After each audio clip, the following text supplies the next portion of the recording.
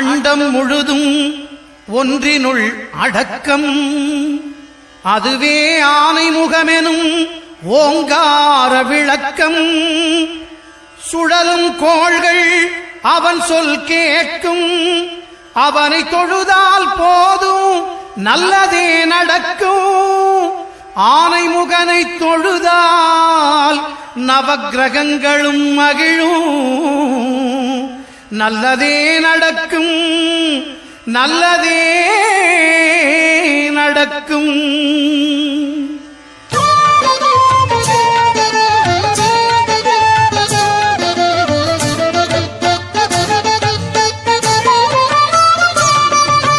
ஒன்பது கோளும் ஒன்றாய் காண அங்கு கற்பகம் என்னும் கடவுளின் மெய்யில். ஒன்பது கோளும் ஒன்றாய் காண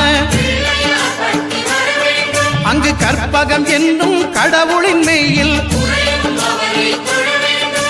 சூரியன் முதலாய் 9 கிரகமும் பலவித குணங்களை கொண்டிருக்கும். எங்கள் கற்பக தருவில் அவை வரும்போது ஒன்றாய் சேர்ந்து பலனளிக்கும்.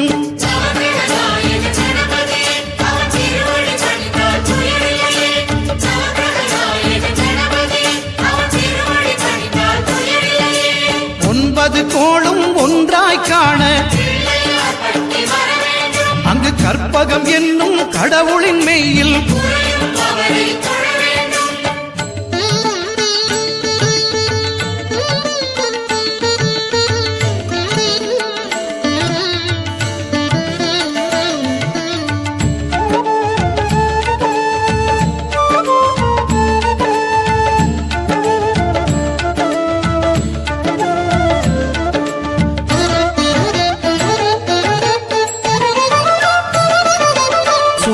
பகவான் ஒளிமுகம் காண அங்கு கற்பக தருவின் நெற்றியில் மலரும். சூரிய பகவான் ஒளிமுகம் காண அங்கு கற்பக தருவின் நெற்றியில் மலரும். இருளை விலக்கி உலகை எழுப்பும் ஞாயிறு அங்கே குடியிருப்பான். அவன் ஆனை முகத்தனின் அடியவர் மனத்தில் ஒளியாய் வந்து கொலுவிருப்பான்.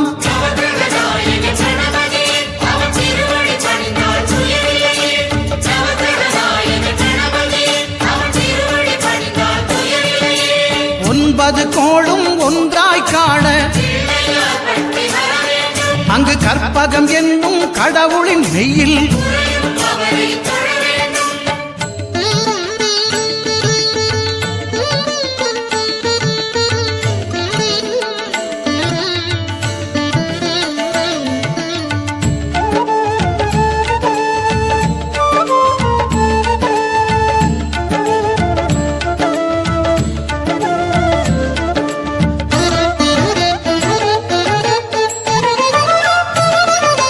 திங்கள் பகவான் திருமுகம் காண அங்கு கற்பக பெருமான் தொப்புள் குழியில்.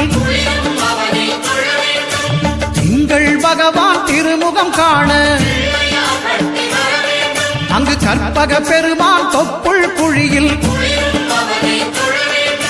பார்க்கடல் பிறந்த சந்திர பகவான் கணபதி வயிற்றில் நிறைந்திருப்பான். எங்கள் கற்பகத்தானை கண்டவர் தமக்கு தீரா பிணிகளை தீர்த்து வைப்பான்.